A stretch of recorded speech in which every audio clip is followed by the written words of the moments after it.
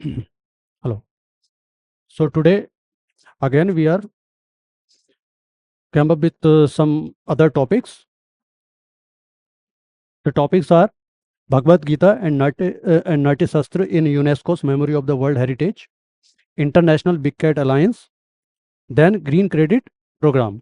ये 3 टॉपिक आज के जो हम डिस्कस करने जा रहे हैं और ये तीनों ही जो है टॉपिक प्रीलिम्स पर्सपेक्टिव से इम्पोर्टेंट है हमारे लिए।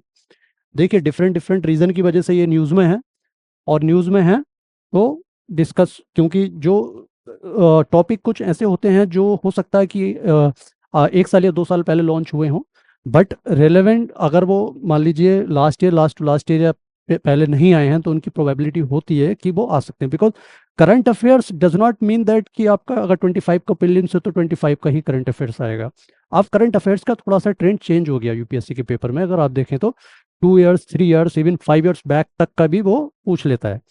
तो ये तो अभी की न्यूज़ है, आज की न्यूज़ है Bhagavad Gita and Natya Shastra in UNESCO's memory world heritage. और ये जो प्रोग्राम है this international big cat alliance and green credit program, they were launched way back in 2023, but why they are now in news, तो इनको देखेंगे और थोड़ा सा इन प्रोग्राम के बारे में जान लेंगे। चलिए तो पहले स्टार्ट करते हैं Bhagavad Gita and Natya Shastra in UNESCO's memory. अब देखिए यहाँ से हमें क्या पढ़ना है, क्या इंपॉर्टेंट है हमारे लिए। 3 टर्म आप देख रहे हैं भगवत गीता, ब्रीफली इसके बारे में जानेंगे। देन नाट्य शास्त्र क्या है, यूनेस्को के बारे में थोड़ा सा एक ब्रीफ डिस्क्रिप्शन रहेगा कि इसकी जो मेंबरशिप है वो क्या है, ये बॉडी करती क्या है, इसका ऑब्जेक्टिव क्या है, ठीक है, हेडक्वार्टर्स वगैरह वगैरह। And then we will see this memory of the world register. Memory of the world register क्या होता है, तो इसमें मेनली हमारे 4 सब पार्ट हैं जिनको हम पढ़ने जा रहे हैं अभी, right. Okay, let us start with this. Why it was in news? Because of its inclusion in the memory of the world register. Recently, Bhagavad Gita and Natya Shastra, these 2 manuscripts from India have been added in the memory of world register of United Nations. इसकी जो full form है United Nations Educational, Scientific and Cultural Organization, यानी कि UNESCO short में इसको बोलिए। They have been added in 2025 along with some other, और इसमें 74 और ऐड हुए हैं इसी साल में, ठीक है। तो अब सबसे पहला क्वेश्चन ये है कि what is the this memory of the world program. So first let us see the memory of the world program, then we will move on to our world register. Okay, so memory of the world program, actually it is an initiative of the UNESCO which was launched in 1992. Okay, so it was launched in 1992, and the aim or the purpose of this memory of the world program is to preserve cultural heritage, ठीक है, and universal access to this documentary cultural heritage, and third is public awareness। तो mainly इसके 3 main function है, preserve करना है जो भी world documentary heritage है, और यूनिवर्सल एक्सेस प्रोवाइड करना है इस heritage, and then create public awareness about the significance and importance of this documentary heritage. अच्छा, डॉक्यूमेंट्री हेरिटेज क्या होता है? एक कल्चरल, आपने पढ़ा होगा कि there is cultural heritage and now the term is documentary heritage. तो डॉक्यूमेंट्री हेरिटेज क्या होता है? जो चीज डॉक्यूमेंट की गई है, मीन्स कुछ रिटन फॉर्म में है, फॉर एग्जाम्पल जैसे कि Rigveda, that is our documentary heritage, तो वो डॉक्यूमेंट्री हेरिटेज है। तो जो ये प्रोग्राम है memory of the world program, इसका पर्पस वही है to preserve this documentary heritage and to provide universal access to this heritage, as well as creating awareness among the public about the significance of this documentary heritage. Now let us come to the memory of the world register. ये important है हमारे लिए, memory of the world register क्या है? तो memory of the world register actually it is a central project of the memory of the world program. अभी हमने देखा memory of the world program, तो memory of world program का ये क्या है? This is the central project of the memory of world program. Okay, it aims to create a list of document, compendium of document, आप ये देख सकते हैं compendium document और list of document। और इसमें कौन कौन से डॉक्यूमेंट रहेगा? इसमें manuscripts रहेंगी। Generally these are those books which have been written by hands, they are not printed books, so manuscripts। Oral tradition हो सकता है, ओरल ट्रेडिशन जैसे समथिंग लाइक चैंटिंग, ऋग्वेद की चैंटिंग है या और कुछ, वो हो सकता है इसमें। ऑडियो विजुअल मटेरियल्स हो सकता है इसमें। देन सम आर्काइव्स होल्डिंग हो सकते हैं, आर्काइव्स मीन्स बहुत समय टाइम पहले कुछ हुआ है और उसका रिटन फॉर्म में कुछ रखा। फॉर एग्जांपल जैसे first summit of non align movement, वो कहीं लाइब्रेरी में प्रिजर्व करके रखा हुआ, तो वो भी इसमें इंक्लूड किया जा सकता है। So these are the documents which generally included in the memory of the world register. Okay, and this register is updated biannually, means once in 2 years. ठीक है, और दूसरी बात यह है कि किसी भी कंट्री से एटमोस्ट 2 सबमिशन हो सकते हैं। फॉर एग्जांपल जैसे इस साल इंडिया के 2 सबमिशन रहे हैं, Natyashastra and Bhagavad Gita. So at most 2 submissions can be given by a country for the inclusion of those documents in the memory of the register, memory of the world register. Right now, this register contains about 570 entries, including the recent one. इसके addition होने के बाद इसमें जो entries हैं वो total ये हो गई। ये देखिए कुछ फैक्ट्स हैं जो आपको याद रखने हैं, ठीक है। एंड ये 3-4 फैक्ट हैं जो इसको memory of the world register के आपको याद रखने हैं, ठीक है। अब कुछ देख लेते हैं, सम इंक्लूजन विच और submission which were given by India in the recent past और दिस ईयर। ओके, इस साल का तो नाट्य शास्त्र और भगवत गीता हो गया। कुछ पहले के सबमिशन देख लेते हैं इंडिया ने जो उसमें इंक्लूड कराए हैं memory of the world register में, ठीक है। तो ऋग्वेद है, it was added in 2005। Then there is collective works of Abhinav Gupta, Shaivite philosopher Abhinav Gupta, that was added in 2023, अभी add हुआ last year. And then archive of first summit of meeting of the non alignment movement, जो non alignment movement की जो पहली meeting थी उसकी जो recording documents जो रखे हैं, that is also included in memory of the world register. कब इंक्लूड हुआ? 2023 में। Then archives of Dutch East India company, ये भी इंक्लूड किया गया अभी। तो मीनिंग कहने का यह है कि इंडिया से भी कुछ सबमिशन इंक्लूड किए जा चुके हैं memory of the world register में, और टोटल सबमिशन अब तक इंडिया के कितने हो गए? 13। ये थोड़ा सा एक फैक्ट को याद रखिएगा, right. Now let us come to the, अब देख लेते हैं ये जो लेटेस्ट एडिशन हुए हैं उनके बारे में थोड़ा सा पढ़ लेते हैं, ठीक है। सबसे पहले तो नाट्य शास्त्र एंड देन भगवत गीता। नाट्य शास्त्र क्या है? नाट्य शास्त्र actually it is a Sanskrit treatise, ठीक है, Sanskrit treatise, and it is based on performing arts. It gives detail explanation of performing arts. Actually it is a kind of books which provides a set of rules about the performing arts, right?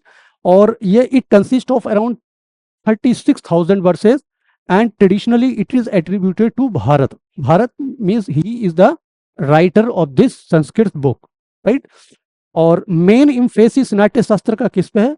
It provides detail explanation and set of rules to define natya, drama, and then abhinay, performance, ras, aesthetic experience, bhav, emotions and sangeet. So these are 4-5. For example संगीत है, music है, ठीक है, then नाट्य drama हो गया, then अभिनय performance हो गया, देन रास एंड भाव इमोशंस। तो ये 4-5 है जिन पे ये नाट्य शास्त्र एम्फेसाइज करता है। And it was compiled around 500 BC to 500 AD, ये कंपाइलेशन पीरियड है इसका। थोड़ा सा बस ये फैक्ट को याद में रखना। And it was codified around 2nd century BC। And the most notable feature of this Natya Shastra is the detailed explanation of ras. Actually ये म्यूजिक से रिलेटेड कुछ टर्म है, बहुत ज़्यादा डिटेल में हम नहीं जा रहे हैं इनको देखना, बस इतना याद रखिए कि इसका जो नाट्य शास्त्र का जो एम्फेसिस है, it provides a set of rules to define these natya, abhinaya, performance, rasa, bhava and sangeet, right. Now let us come to the Bhagavad Gita. ऐसे ही कुछ फीचर्स भगवत गीता में भी हम देख लेते हैं। Again, it is a Sanskrit book. Bhagavad Gita is also a Sanskrit scripture. It consists of around 700 verses, which is organized into 18 chapters, and it is embedded in the 6th book, embedded in the 6th book of Mahabharat. Mahabharat जो भी ये एक पोइटे वो है, epic है महाभारत, उसमें 6th book में ये आपको भगवद गीता यहाँ पर मिल जाएगी, right. And traditionally it is attributed to the Vyas. Vyas is the writer of Bhagavad Gita, and it is generally dated 1st or 2nd century BC. ये इसका वो टाइम पीरियड है when it was compiled. Okay, And Bhagavad Gita is actually a dialogue between Arjun and Krishna before the great war of Mahabharata. So generally this book consists of Krishna response to the Arjun question, जो भी अर्जुन के question उसको response करने के लिए it makes the central theme of Gita, right. And it also provides a spiritual and ethical basis leading one's life, spiritual and this one ethical basis. तो ये छोटा सा ये एक्सप्लेनेशन है इन दोनों का. Now let us see the United UNESCO को देख लेते हैं थोड़ा सा. UNESCO, United Nations United Nations Education, Scientific and Cultural Organization. It is a specialized agency of United Nations. United Nations की बहुत सारी एजेंसीज होती हैं और स्पेशलाइज्ड एजेंसीज होती हैं, उसमें से एक ये है, ठीक है. और ये जो इसका जो मेन पर्पस है यूनेस्को का, that is to promote peace and security in the world through scientific, art, science and cultural, ठीक है. तो इसका मेन पर्पस क्या है? To promote world peace and security through international cooperation, education, art, science and culture. Currently it has 194 members and it has headquarter is in Paris, France. ये थोड़े से fact हैं, आप याद रखिए, क्योंकि जनरली कुछ कभी कभी होता है कि कोई फैक्ट होता है तो वो आपको ऑप्शन एलिमिनेट करने में काम आ जाता है. So this was about the topic which was appeared recently, means a day back, it was in news. अब चलते हैं हम नेक्स्ट टॉपिक पे. आपने थोड़ा इसको सेपरेट पढ़ लेते हैं हम. इंटरनेशनल बिग कैट अलायंस, यहां देखिए, इंटरनेशनल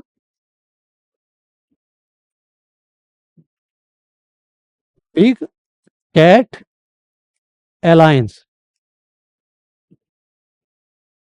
IBSA, IBSCA, ठीक है. इंटरनेशनल बिग कैट अलायंस ये क्यों न्यूज में है? Recently the government of India and this alliance sign an agreement to formalize India hosting headquarter and its secretariat. इसका जो हेडक्वार्टर और सेक्रेटरीट होगा वो इंडिया में होगा. ओके, सो ये एक साइन हुआ है, अभी एग्रीमेंट साइन हुआ between this alliance and government of India.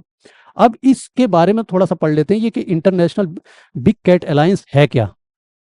Big cat alliance actually it was launched way back in 2023 at the initiative of India. India के इनिशिएटिव पे भी इसको लॉन्च किया गया था. And its main purpose is to conserve 7 big cat. Purpose इसका जान लीजिए. लॉन्च कब हुआ है? ये लॉन्च्ड 2023. पर्पस टू कंजर्व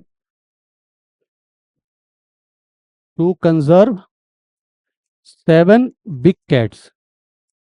अब वो कौन सी हैं 7 बिग कैट, वो जरूरी है आपके लिए जानना. वो उसमें टाइगर है, tiger, lion, leopard, snow leopard, PUMA puma, jaguar, जैगू, ये होगा 1 मिनट,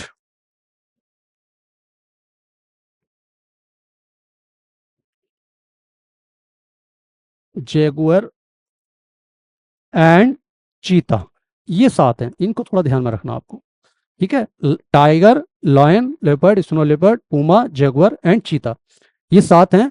इस अलायंस के अंडर में, इस इनिशिएटिव के अंडर में इन 7 बिग कैट्स को क्या किया जाएगा? कंजर्व किया जाएगा, ठीक है. And it was initiated at the means it was an initiative which was at the behalf of government of India, ठीक है. ये है. और दूसरी चीज ये है कि अभी हाल ही में ये जो है अभी फोर्स में आ गया है. It came into force in 2025 after signing off 5 countries. कुछ 5 कंट्री ने जैसे ही साइन किया, उसमें एक इंडिया है और 3-4 कंट्रीज और हैं, वो जरूरी नहीं है, but it came into force. और अभी क्या बन गया? Treaty based international organization. Now it is treaty. ये टर्म आप थोड़ा सा ध्यान रखें, ट्रीटी बेस्ड इंटरनेशनल ऑर्गेनाइजेशन. ठीक है, ट्रीटी बेस्ड इंटरनेशनल ऑर्गेनाइजेशन ये बन गया है। और इसका हेडक्वार्टर कहाँ पर होगा, जैसे कि ओपनिंग सेंटेंस में हमने बताया था, headquarter will be in India, headquarter India में रहेगा। तो उस हेडक्वार्टर और सेक्रेटरीट के देखभाल के लिए government of India budget pass किया है। ठीक है, वहाँ पर किस तरीके का इंफ्रास्ट्रक्चर रहेगा, ऑफिसर्स कौन कौन रहेंगे, तो the total responsibility rest with government of India. ठीक है, तो ये एक छोटा सा टॉपिक था हमारा, इसको ध्यान में रखें। नेक्स्ट टॉपिक पे चलते हैं, green credit card, green credit program, green credit program, ये क्या है, GCP.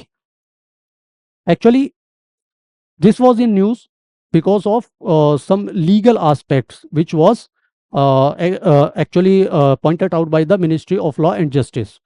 It was launched by Ministry of Environment, but some legal aspects की वजह से कि जो भी प्रोग्राम है, जो इसके ऑब्जेक्टिव हैं, they are not well laid down, तो कुछ लीगल एस्पेक्ट की वजह से ये जो ministry of law and justice है उसने उस पर ऑब्जेक्शन कुछ उठाया। ठीक है, तो उसकी वजह से ये न्यूज़ में था। अब जानना ये जरूरी नहीं है न्यूज़ में जो है वो क्यों है, बट ये प्रोग्राम क्या है वो ज़्यादा इंपॉर्टेंट है हमारे लिए, कि ग्रीन क्रेडिट प्रोग्राम है क्या। तो सबसे पहले तो इसको लॉन्च जो किया था, इट वाज लॉन्च्ड इन 2023, और किस किसने लॉन्च किया था मिलकर, इंडिया प्लस यूएई। ठीक है, कहाँ पर, जब यूएन की क्लाइमेट समिट हो रही थी, climate summit, during UN climate summit in Dubai, ये तब लॉन्च किया था।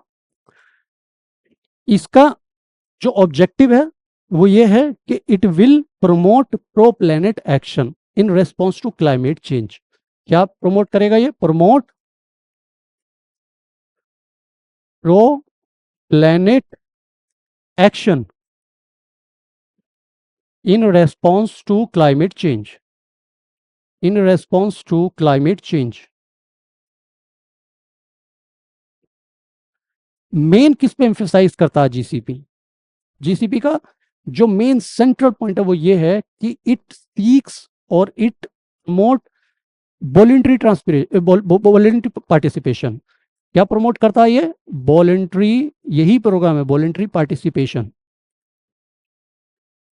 Voluntary participation of individuals, industries, companies and other legal entities, कि वो वॉलेंट्री पार्टिसिपेट करें अक्रॉस 7 एक्टिविटीज, अक्रॉस 7 एक्टिविटीज। वो कौन कौन सी एक्टिविटीज होंगी, जैसे कि ट्री प्लांटेशन है, वेस्ट मैनेजमेंट है, सॉइल कंजर्वेशन है, ठीक है, या वाटर कंजर्वेशन है, इस तरीके की एक्टिविटीज होंगी। तो उन 7 एक्टिविटीज में जो वॉलेंट्री पार्टिसिपेशन किसका, इंडिविजुअल्स का, इंडस्ट्रीज का, factories and other legal entities. So this is the main emphasis of green credit program. ठीक है, इतना थोड़ा सा ध्यान रखिएगा। अब ये इसमें ग्रीन क्रेडिट जो है वो भी क्रिएट किए जाएंगे, it will create green credits, green credits. ठीक है, अब ग्रीन क्रेडिट्स कैसे क्रिएट करा जाएगा, देखिए जहां पर भी ट्री का प्लांटेशन, फॉर एग्जांपल अभी गवर्नमेंट ऑफ इंडिया ने क्या किया है कि ट्री प्लांटेशन और इको रिस्टोरेशन, ये 2 एक्टिविटीज में इसको लॉन्च किया पायलट बेसिस पे। तो अगर कोई एक फुल्ली एक ट्री को प्लांट करता है तो एक ग्रीन क्रेडिट हम उसको मानेंगे कि एक ग्रीन क्रेडिट जो है वो क्रिएट हुआ है। और ये ग्रीन क्रेडिट जो है they are tradable in market, मतलब इनका ट्रेड किया जा सकता है। जैसे कि मैं एक एग्जांपल देता हूं बहुत अच्छा, एक होता है कंपनसेटरी एफोरेस्टेशन, ये वर्ड आपने सुना होगा, कंपनसेटरी एफोरेस्टेशन। ये एक क्लोज है जो कि फॉरेस्ट कंजर्वेशन एक्ट के अंदर में है हमारे। ठीक है, अभी 2003 में इसको अमेंड किया है, जो फॉरेस्ट कंजर्वेशन एक्ट 1980 का है। ठीक है, तो उसमें एक ये है कंपनसेटरी एफोरेस्टेशन। तो कंपनसेटरी एफोरेस्टेशन क्या होता है कि अगर कोई फॉरेस्ट लैंड जो है, if a forest land is diverted for non forest purposes then there should be a compensatory afforestation. Means आपने अगर कोई फॉरेस्ट लैंड को डाइवर्ट किया है किसी इंडस्ट्रियल पर्पस या अदर्स एक्टिविटीज के लिए, तो उतना ही फॉरेस्ट आप कहीं दूसरी जगह लगाएंगे। This is the compensatory afforestation. अच्छा, ग्रीन क्रेडिट इससे कैसे लिंक है, अगर मान लीजिए आपने कंपनसेटरी एफोरेस्टेशन नहीं किया है then you can purchase Deen green credits, आप ये ग्रीन क्रेडिट परचेज कर सकते हैं। और इससे आप छुटकारा पा सकते हैं। आपको ये कंपनसेटरी एफोरेस्टेशन करने की जरूरत नहीं है। इसका ये बहुत ज़्यादा बड़ा क्रिटिसिज्म भी यही है इसका, इस ग्रीन क्रेडिट प्रोग्राम का, ठीक है। यहीं पर थोड़ा सा ऑब्जेक्शन है। या फिर दूसरा ये हो सकता है, जो कंपनीज हैं, the companies can ensure there environmental, social and governance disclosure, जो ये हम बोलते हैं ESG, environmental social governance disclosure under the SEBI. SEBI ने कुछ कंपनीज के लिए जो है वो ये नॉर्म्स जो है वो इशू किए हैं। So companies can use these green credits in ensuring their ESG norms. Okay, so this is all about green credit programme.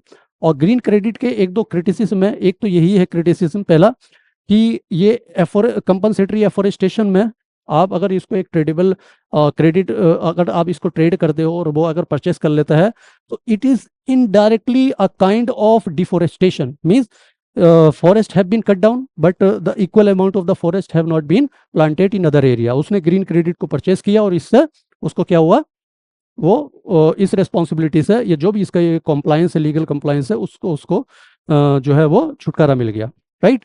दूसरा ये है कि जो ट्रीज जो प्लांट की जा रही हैं, ठीक है, उनका जो सर्वाइवल है, मीन्स कहीं भी अगर किसी लैंड पे ट्रीज प्लांट की जा रही है, उनका सर्वाइवल पे इशू है, whether it will be a good forest और it will ensure the survivability of the tree planted. And the second third point इसका क्रिटिसिज्म का, वो ये है कि डिग्रेडेड लैंड पे ट्रीज को प्लांट किया जा सकता है under this programme on degraded land, okay, and degraded forest areas. तो इस तरीके के एरियाज में ट्रीज को प्लांट किया जा सकता है, but some experts are of the opinion that these degraded land, degraded forest and other areas, they serve vital ecological services, ठीक है, उनकी अपनी एक इकोलॉजिकल सर्विसेज होती हैं। तो उनको अगर चेंज करते हैं, ट्री को प्लांट करते हैं, तो उनकी जो अपनी ओरिजिनलिटी है दैट विल बी एबोलिश्ड। तो these are few of the criticism of this scheme. तो आपको तो सिर्फ यहीं पर ये ध्यान रखना है, it is a voluntary participation, it is not legal compulsion, ठीक है, वॉलेंट्री पार्टिसिपेशन है, इस ये की वर्ड है इसका, ठीक है। तो चलिए इसको आज फिनिश करते हैं। यही आज हमारे 3 टॉपिक थे। आई होप कि आपकी समझ में आया होगा। ओके।